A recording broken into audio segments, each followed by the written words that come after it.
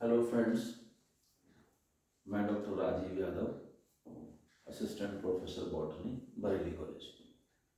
जैसा कि मैं प्रीवियस वीडियो में आप लोगों को मैंने बताया था कि ये जो शॉर्ट वीडियो है, छोटे छोटे टॉपिक के वीडियो हैं, बीएससी फर्स्ट सेमेस्टर के बॉटनी के जो वीडियो हैं, कुछ छोटे वीडियो बना करके अपलोड करने का मेरा उद्देश्य ये है कि बरेली कॉलेज बरेली में जो गांव देहात का बच्चा आता है, जो हमारे आस पड़ोस के जिलों का छात्र आता है, ऐसे छात्र की किस तरह से सब्जेक्ट में मदद की जाए, कैसे उसको जो प्राइमरी चीज़ें हैं, जो प्राथमिक चीज़ें हैं, वे सिखाई जाएं। इस उद्देश्य से ऐसे छोटे छोटे वीडियो को आसान भाषा में बना करके, कंसाइज करके बना करके अपलोड करना का काम मेरा है कि मैं कोशिश करता हूँ कि आप लोगों को समझ में आए, कुछ आप लोग सीखें।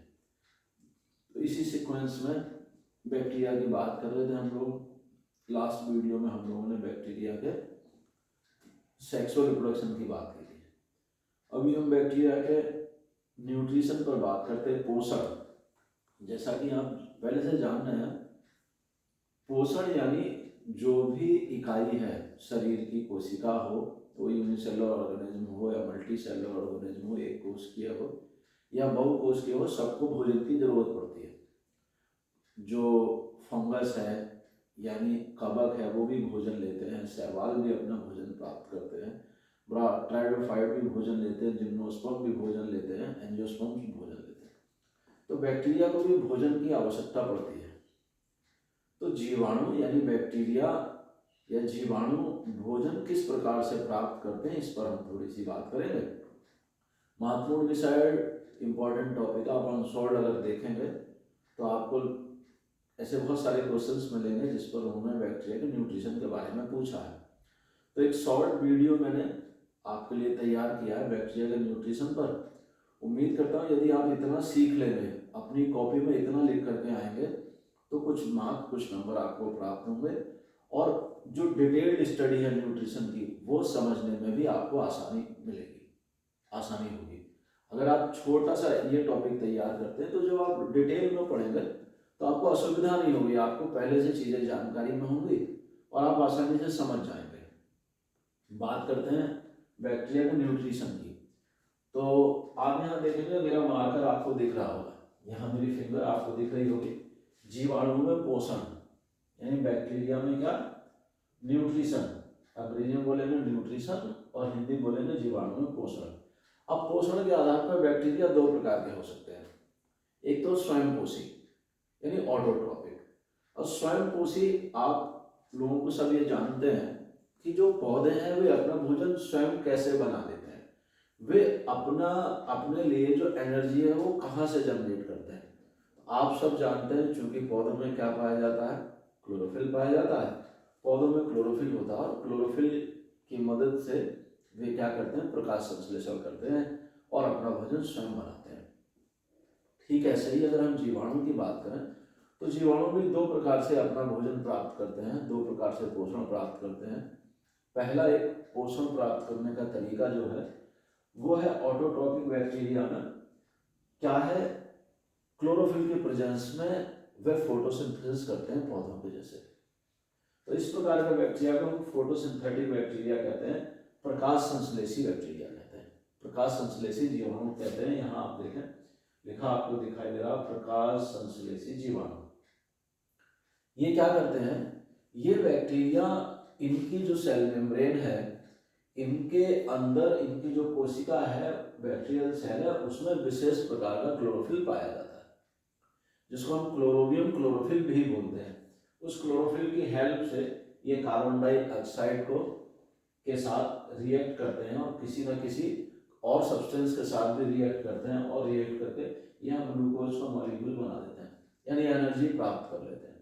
तो इस तरह के बैक्टीरिया फोटोसिंथेटिक बैक्टीरिया कहलाते हैं, जो क्लोरोफिल, विशेष प्रकार की क्लोरोफिल की उपस्थिति में अपना भोजन बना लिया करते हैं। आप बोर्ड पर देखें, आप देखेंगे यहाँ लिखा है न्यूट्रिशन इन बैक्टीरिया। सबसे पहली जो कैटेगरी है ऑटोट्रॉपिक बैक्टीरिया की, स्वयं संश्लेषी, स्वयंपोषी बैक्टीरिया। उसमें नंबर 1 है प्रकाश संश्लेषी जीवाणु, photosynthetic bacteria. 6CO2 plus 12H2S gives 6C6H12O6 plus 6H2O plus 12s, यहाँ सल्फर निकल गया। और इस प्रकार के बैक्टीरिया का एक उदाहरण है क्लोरोबियम बैक्टीरिया। अब ये तो फोटोसिंथेटिक बैक्टीरिया की बात हो गई या प्रकाश संश्लेषी बैक्टीरिया की बात हो गई, प्रकाश संश्लेषी जीवाणु की बात हो गई। दूसरे प्रकार का पोषण है जीवाणु में रसायन संश्लेषी जीवाणु, यानी केमोसिंथेटिक बैक्टीरिया। वे जीवाणु जो केमिकल की मदद से, वे जीवाणु जो रसायनों की मदद से अपना भोजन बनाते हैं, रसायन का ब्रेकडाउन करते हैं, वो चाहे सल्फ्यूरिक अम्ल हो, वो चाहे सल्फर हो, वो चाहे आयरन हो, वो चाहे हाइड्रोजन हो, किसी भी प्रकार के पदार्थ को क्या करते हैं, वो ब्रेकडाउन करते हैं और उससे एनर्जी जनरेट करते हैं, उससे इलेक्ट्रॉन निकलते हैं, एनर्जी निकलती है और बैक्टीरिया अपना पोषण प्राप्त करते हैं। अक्सर आपने देखा होगा, हम कहीं जाते हैं तो हमको एक अजीब सी स्मेल, अगर कहीं पानी भरा है तो हमको महक आ रही है, वो खराब किस्म की खुशबू भी हो सकती है जिसको हम बदबू बोलते हैं, और ऐसी खुशबू भी हो सकती है जो खराब ना लगे लेकिन आती होती है। आप कपड़े कहीं रखे हैं, आप जाते हैं, उसमें से महक आ रही है, पानी में से महक आ रही है, सब्जी में से महक आ रही है। तो ये जो महक है, ये जो फ्रेग्रेंस है, ये जो स्मेल है, ये जो खुशबू है, यूं ही नहीं है, ये क्या है, हर जगह बैक्टीरिया मौजूद है। बैक्टीरिया माइक्रोस्कोपिक है, वो हर सब्सटेंस से क्रिया कर रहे हैं, हर सब्सटेंस को तोड़ने का काम कर रहे हैं, और तोड़ इसलिए नहीं रहे हैं कि उनको उस सब्सटेंस से दुश्मनी है कि नहीं मैं इसको तोड़ के मारूंगा, वो ब्रेकडाउन उस सब्सटेंस का इसलिए कर रहे हैं क्योंकि उनको उससे एनर्जी मिलेगी, ऊर्जा को प्राप्त करने के लिए, एक प्रकार से भोजन को प्राप्त करने के लिए बैक्टीरिया उस सब्सटेंस से रिएक्ट करते हैं और रिएक्ट करके एनर्जी प्राप्त करते हैं। तो जो केमोसिंथेटिक बैक्टीरिया, जो रसायन संश्लेषी बैक्टीरिया है, वो इसी का एक प्रकार है। वो क्या करते हैं, अलग अलग प्रकार के जो सब्सटेंसेज हैं उनको ब्रेक डाउन करते हैं। तो एग्जांपल लेते हैं सल्फर जीवाणु, सल्फर बैक्टीरिया। मैं आपको बता चुका हूं कि अलग अलग प्रकार के रसायन को तोड़ते हैं। तो सल्फर बैक्टीरिया क्या करते हैं, हाइड्रोजन सल्फाइड को ऑक्सीजन के साथ हाइड्रोजन सल्फाइड से रिएक्ट करते हैं और रिएक्ट करके वाटर मॉलिक्यूल फ्री हो जाते हैं, सल्फर फ्री हो जाती है, एलिमेंटल सल्फर, और उससे क्या मिलती है, एनर्जी मिलती है। तो सल्फर से भी बैक्टीरिया क्या करते हैं, एनर्जी प्राप्त करते हैं। वे बैक्टीरिया, वे जीवाणु जो सल्फर से एनर्जी प्राप्त करते हैं उनको सल्फर बैक्टीरिया बोलते हैं। दूसरा एग्जांपल यदि हम ले सल्फर जीवाणु में, जो आप उदाहरण दे सकते हो बैगिया टोआ का दे सकते हो। बैगिया टोआ एक ऐसा जीवाणु है जो सल्फर से एनर्जी प्राप्त करता है, ऊर्जा प्राप्त करता है। ठीक है, ऐसे ही पोषण के आधार पर दूसरा बैक्टीरिया यदि हम बात करें तो आयरन बैक्टीरिया। आयरन यानी लोहा, वे बैक्टीरिया जो लोहे के पदार्थों से, लोहे के सब्सटेंस से अपनी एनर्जी प्राप्त करते हैं, आयरन बैक्टीरिया कहलाते हैं। बहुत आसान है। सल्फर बैक्टीरिया, उसके बाद आयरन बैक्टीरिया की बात करें तो हम यहाँ देखते हैं कि यह जीवाणु क्या करते हैं, फेरस पदार्थ को फेरिक में बदलते हैं। फेरस को फेरिक में बदलने से क्या है, ऊर्जा फ्री होती है, ऊर्जा मुक्त होती है, और वही ऊर्जा इन्हें अपने जीवन के लिए चाहिए, एनर्जी प्राप्त करते हैं। तो यहाँ देखेंगे Fe2 positive gives Fe3 positive, और इलेक्ट्रॉन के साथ साथ एनर्जी भी रिलीज होगी, ऊर्जा भी मुक्त होगी। तो इस प्रकार के बैक्टीरिया का एक उदाहरण है फेरोबैसिलस। अब सल्फर बैक्टीरिया हो गया, सल्फर जीवाणु हो गए, आयरन जीवाणु हो गए। तीसरी जो श्रेणी है वो नाइट्रीफाइन बैक्टीरिया या नाइट्रीफाइन जीवाणु। ये क्या करते हैं, नाम से नाइट्रीफाइन यानी अमोनिया या नाइट्रोजन, ऐसे यौगिक जिनमें नाइट्रोजन मौजूद होती है, ऐसे यौगिकों को वो तोड़ते हैं और तोड़ करके उससे एनर्जी प्राप्त करते हैं। तो यदि हम यहाँ देखें नाइट्रीफाइन बैक्टीरिया, नाइट्रीफाइन जीवाणु, तो ये बैक्टीरिया क्या करते हैं, अमोनिया को बदलते हैं काय में, नाइट्राइट में, और फिर उसको नाइट्रेट में। इस तरह से इनको क्या मिलती है, इनको ऊर्जा मिलती है। अब ये जो अमोनिया को बदलने का काम है, ये यूजलेस नहीं है। इस काम को करने से मिट्टी में जो नाइट्रोजन है वो भी फिक्स होती है। यानी ये सारे जो बैक्टीरिया है वातावरणीय नाइट्रोजन को मेंटेन रखने में मदद करते हैं। मिट्टी में भी नाइट्रोजन पौधों के लिए पहुंचती रहे, उसमें भी ये सभी जीवाणु मदद करते हैं। उससे दो काम होते हैं, एक तो वातावरण का लाभ होता है, दूसरा क्या होता है, बैक्टीरिया को ऊर्जा भी मिलती है। तो यदि हम देखें तो ये अमोनियम है, हाफ ऑफ ऑक्सीजन 1/2, ऑक्सीजन, और यहाँ क्या किया इसने, इसको नाइट्राइट में बदल दिया। नाइट्राइट में बदला तो उससे वाटर मॉलिक्यूल निकला और एनर्जी भी मिली, ऊर्जा भी मिली। यही बैक्टीरिया को चाहिए। तो उदाहरण जैसे नाइट्रोसोमोनास, जो नाइट्रोसोमोनास है वो क्या करता है, वो अमोनिया को तोड़ करके इसमें बदलता है, नाइट्राइट में बदल देता है और उससे एनर्जी प्राप्त करता है। तो इस प्रकार से यहाँ क्या हुआ, बैक्टीरिया अपना पोषण प्राप्त कर रही है। ठीक ऐसे ही अब जो नाइट्राइट बना, उस नाइट्राइट को भी नाइट्रेट में तोड़ना, जो भी सिंपलर फॉर्म हो सकती है, जो भी उससे आसान उसकी फॉर्म हो सकती है, उसमें ये बदलते हैं। तो नाइट्राइट को क्या किया, नाइट्रेट में बदला, यहाँ भी एनर्जी मिली। जब अमोनियम को नाइट्राइट में बदला तब भी ऊर्जा मिली, नाइट्राइट को नाइट्रेट में बदला तब भी ऊर्जा मिली। तो बैक्टीरिया का उद्देश्य क्या, ऊर्जा प्राप्त करना। साधारण से साधारण यौगिक में तोड़ता रहता है, सबसे जटिल जो उसकी जटिल यौगिक है उसको और साधारण यौगिक में तोड़ेगा, उसको और साधारण यौगिक में तोड़ेगा और एनर्जी प्राप्त करता है। क्योंकि बैक्टीरिया को पोषण चाहिए। हर व्यक्ति को, जो भी जीवित है, उसको अपने शरीर को चलाने के लिए क्या चाहिए, ऊर्जा चाहिए। उसको अपने शरीर को चलाने के लिए एनर्जी चाहिए। तो ठीक ऐसे ही बैक्टीरिया जो है वो यहाँ एनर्जी प्राप्त करते हैं और क्या, नाइट्राइट को नाइट्रेट में तोड़ते हैं, एनर्जी मिलती है, जैसे नाइट्रोबैक्टर। तीसरा प्रकार है केमोसिंथेटिक बैक्टीरिया में हाइड्रोजन जीवाणु। ये क्या करते हैं, जो आणविक हाइड्रोजन है उसको तोड़ते हैं और तोड़ करके उसको पानी में बदल देते हैं। पानी में बदलने से वही जो काम भी करेंगे बैक्टीरिया, उनको क्या चाहिए, एनर्जी चाहिए। तो क्या मिल जाती है, यहाँ इनको एनर्जी मिल जाती है। तो बात हो गई यहाँ सल्फर बैक्टीरिया की, आयरन बैक्टीरिया की, नाइट्रीफाइन बैक्टीरिया की और हाइड्रोजन बैक्टीरिया की। ये तो हुआ केमोसिंथेटिक बैक्टीरिया, रसायन संश्लेषी बैक्टीरिया, जो रसायनों से अपनी ऊर्जा को प्राप्त करते हैं, रसायनों से पोषण प्राप्त करते हैं। तो जब भी सवाल आए मित्रों, जब भी सवाल विश्वविद्यालय की परीक्षा में आए, तो आपको बाकायदा लिखना है जीवाणुओं में पोषण। पोषण के आधार पर जीवाणु दो प्रकार के होते हैं, स्वयंपोषी और रसायन संश्लेषी, या स्वयंपोषी के साथ साथ स्वयं पोषण दो प्रकार से हो जाएगा उनका। कौन कौन से, प्रकाश संश्लेषी हो जाएंगे और रसायन संश्लेषी हो जाएंगे।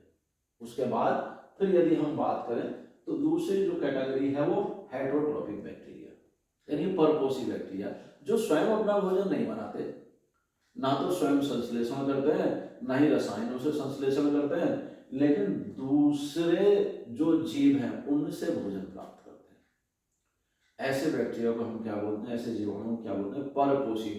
पर माने दूसरे, पोषी माने पोषण। दूसरों से जो बैक्टीरिया अपना पोषण प्राप्त करें वे क्या कहलाते हैं, परपोषी बैक्टीरिया कहलाते हैं। तो आप यहाँ देखिए, परपोषी बैक्टीरिया में भी हमने 3 श्रेणी बनाई। पैरासाइट यानी परजीवी, वे जीवाणु जो दूसरे जीवित जीव जंतुओं पर पाए जाते हैं और उनसे अपना भोजन प्राप्त करते हैं। जैसे आपने कभी सुना टाइफाइड, टाइफाइड एक बीमारी है जिसमें बहुत तेज बुखार आता है। टाइफाइड जीवाणु से होता है और जीवाणु का नाम है साल्मोनेला टाइफी।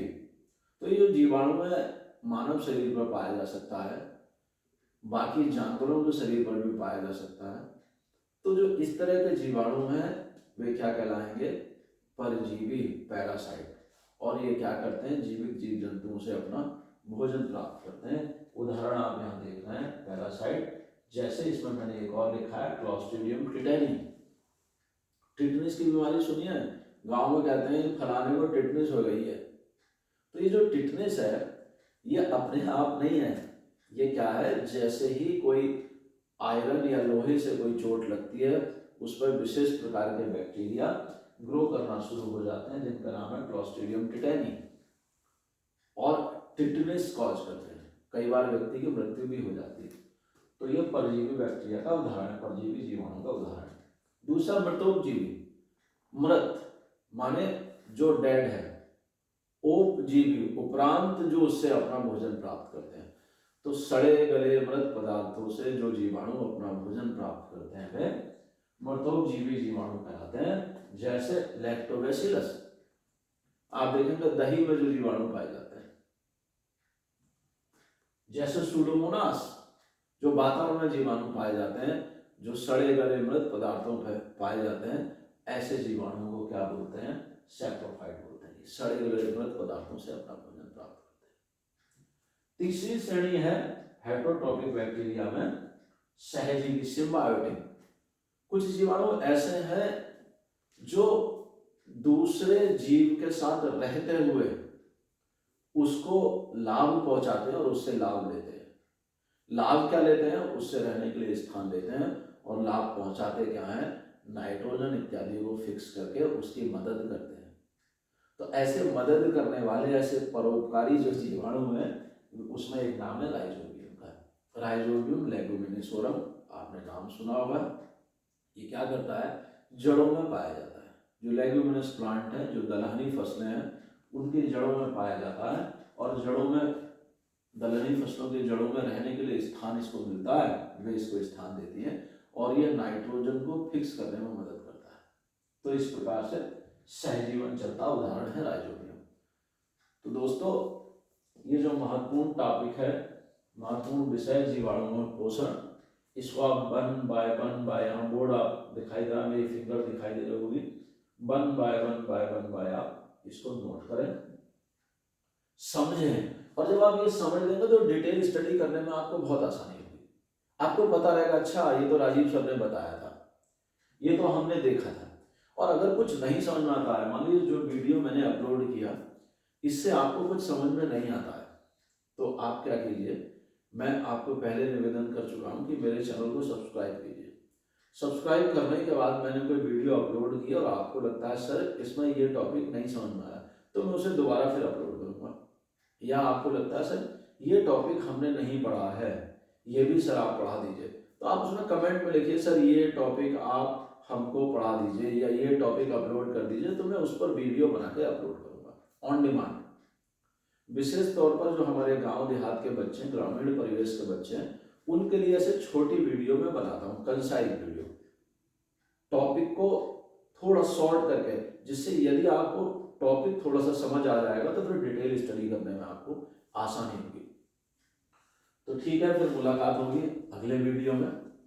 बाकी कोई अगर आपको कुछ पूछना है तो आप मेरे चैनल को, मैं दोबारा बोल रहा हूँ, सब्सक्राइब कीजिए, अपने दोस्तों को सब्सक्राइब करवाइए, और उसमें कमेंट कीजिए। मुझको मेल कर सकते हैं, मुझको व्हाट्सएप कर सकते हैं। यदि आप बरेली कॉलेज बरेली के छात्र हैं तो सीधे आके मुझसे मिल सकते हैं, किसी तरह की कहीं कोई दिक्कत नहीं। Thank you very much.